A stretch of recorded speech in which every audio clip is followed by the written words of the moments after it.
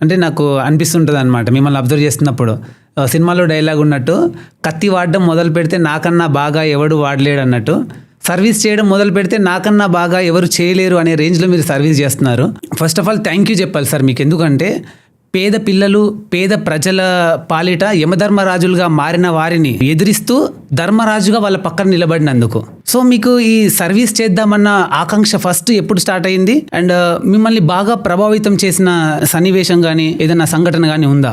ముఖ్యంగా అండి, చిన్నప్పటి నుంచి మా అమ్మ నాన్న ఇద్దరు టీచర్స్. నాకు 6 మంది అన్నలు, 2 అక్కలు, నేను చిన్నవాడిని.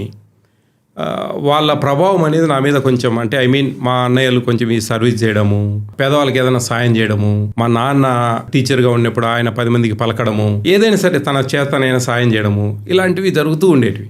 ఇది యాక్చువల్లీ ఇంకా తల్లిదండ్రుల ప్రభావము, అన్నల అక్కల ప్రభావము అనేది నా మీద బాగా పడుతూ వచ్చేది.